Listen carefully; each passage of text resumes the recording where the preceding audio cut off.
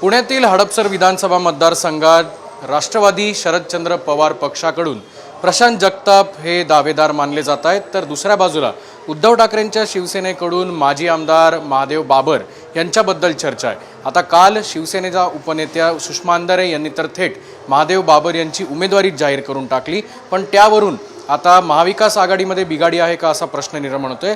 माझ्यासोबत स्वतः महादेव बाबर आहेत। अन कशी नेमकी तयारी तुमची सुरू आहे? काल सुषमा अंधारे ज्या बोलल्या की त्यांचं म्हणणं आहे की तुम्हीच आमचे उमेदवार आहात, तुम्ही वैयक्तिकरित्या या संपूर्ण मतदारसंघात कशी तयारी?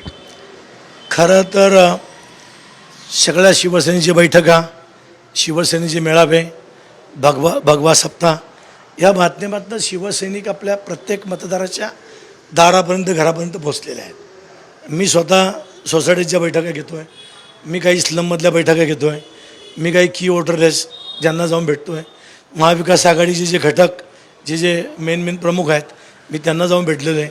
आमच्या गटप्रमुखाची यादी तयार आहे, आमची बूथप्रमुखाची यादी तयार आहे, आमचे बूथ कुठं लावायचे हे तयार आहे, आमच्या मतदार याद्या फोडून तयार आहेत।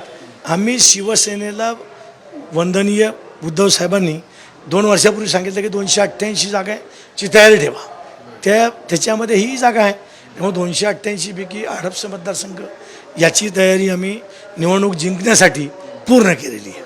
आणि मला सांगा, हडपसर मतदारसंघात तुम्ही अनेक वर्षांपासून राहता, इथले स्थानिक आहात, कुठले मुद्दे आहेत की जेणेकरून तुम्ही या निवडणुकीला सामोरं? मुद्दे पाहायला गेले तर मुद्दे फार आहेत। या हडपसर मतदारसंघामध्ये मोठ्या प्रमाणामध्ये ट्रॅफिकची कोंडी आहे। सोलापूरला पॅरल दुसरा नवीन रस्ता नाही आहे, एखादा जर मोठा अपघात झाला तर सगळंच जाम होऊन जाईल। आज कात्रज कोंढवा रोडची अवस्था तुम्ही बघितली, 72 लोकांचे प्राण त्या ठिकाणी गेले। अर्धवट अवस्थेमध्ये ते काम आहे। 24/7ची जी पाण्याची योजना आहे तिला अजून कुठं काय नाही आहे, आज लोकांना पाणी मिळत नाही। हडपसर मतदारसंघामध्ये ससानगर, रामटेकडी सगळा कचराचे सगळे प्रकल्प ज्या तुम्ही एवढे मुद्दे सांगताय, स्थानिक आमदारांकडनं या गोष्टीचा पाठपुरावा किंवा या गोष्टीला सोडवण्यासाठी काही प्रयत्न झाला नाही का? त्यांनी जर प्रयत्न केला असता तर ते आज डंके के चोट पे फिरले असते। आज त्यांना 3 महिने पळावं लागतंय, याचाच अर्थ काम केलं नाही त्यांचं फेल्युअर आहे मोठ्या प्रमाणामध्ये। जे फक्त ब्युटी पार्लरचं उद्घाटन करणे, हॉटेलचं उद्घाटन करणे, दुकानांची उद्घाटनापुरतेच ते आमदार म्हणून प्रसिद्ध आहेत हे जनता म्हणते, मी नाही म्हणत। मला जनता सांगते की बाबा ते फक्त दुकानं आहे ते तेवढंच उद्घाटन करतात। पण मग अण्णा तुम्ही लढणार हे फायनल? तुम्हाला मी 1,00,000% लढणार आहे। महाविकास आघाडीमधनं शिवसेनेला हा मतदारसंघ सुटेल आणि त्याच्यामधनं महादेव रामचंद्र बाबर मशाल घेऊन उभा राहील आणि निश्चित रूपानं महाविकास आघाडी म्हणून आम्ही ही सीट जिंकू, 2-2 मतांनी जिंकू। तुमचा जो मित्रपक्ष राष्ट्रवादी काँग्रेस, जो शरद पवारांचा राष्ट्रवादी आहे, त्याच्यातले त्यांचे शहराध्यक्ष प्रशांत जगताप यांच्याकडून देखील तयारी सुरू आहे। या तयारीकडे तुम्ही एक आव्हान म्हणून बघताय का शरद पवारांकडनं आणि दुसऱ्या म्हणजेच काँग्रेस पक्षाकडनं हे सीट जे आहे ते तुम्हालाच मिळेल याची गॅरंटी? खरं तर प्रशांतजी जगताप यांनी तयारी केलेली आहे, बाळासाहेब शिवरकरांनी केलेली आहे, निलेशदादा मगरांनी केली, योगेश हसांनी केली। यांनी तयारी शेवटी महाविकास आघाडीची मतं वाढवण्याचंच काम केलेलं आहे। त्याच्यामुळं मला उमेदवारी मिळाल्यानंतर प्रशांतजी असू द्यात, बाकी सगळे असू द्यात, यांच्या सगळी गोळाबेरीज त्याचा फायदा मलाच होणार आहे हे निश्चित आहे, किंवा महाविकास आघाडीच्या उमेदवारालाच होणार आहे। त्यामुळे त्यांनी तयारी केली, म्हणजे चूक केली किंवा काय केलं, उलट चांगलंच केलेलं आहे, त्याचा आपल्या महाविकास आघाडीला विजयाच्या दृष्टीने फायदा होणार आहे। दुसऱ्या बाजूला तुम्ही या संदर्भात संजय राऊत किंवा उद्धव ठाकरे यांच्याशी काही बोललात का? अंतिम नाव कधीपर्यंत साधारण तुम्हाला असं वाटतंय की तुमचं नाव फायनल?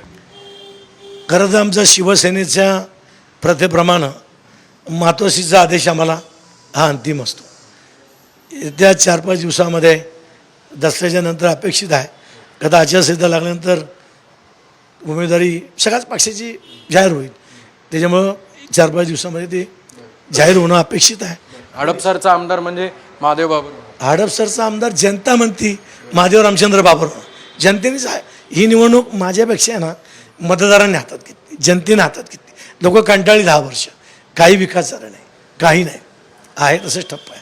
म्हणून जनतेला असं वाटतं की आता नको बाबा, फिर वही दिला आहे, 9 ते 14 तोच बरा होता आणि तोच चांगला होता, आपल्याला कुठला डाग नाही आहे, त्यामुळं आपणच आमदार होणार अशी जनता सांगते, म्हणून मी तुम्हाला सांगतो। खूप खूप धन्यवाद अण्णा. तर आपण बघू शकतो की हडपसरमध्ये एकीकडे प्रशांत जगताप असतील तर दुसरीकडे महादेव बाबर असतील, यांच्यामध्ये उमेदवारीवरनं रस्सीखेच सुरू असताना आता महाविकास आघाडी नेमकं या मतदारसंघासाठी काय निर्णय घेतं हे पाहणं महत्त्वाचं ठरणार आहे. कॅमेरामन सुमित भोसलेसह अक्षय बडवे, साम टीव्ही न्यूज, पुणे. देश विदेशातील प्रत्येक घडामोडींचे लाईव्ह अपडेट मिळवण्यासाठी आता साम टीव्हीच्या सर्व सोशल मीडिया प्लॅटफॉर्मला लाईक, फॉलो आणि सबस्क्राईब करा. तसंच सर्व नोटिफिकेशनसाठी बेल आयकॉन प्रेस करायला विसरू नका.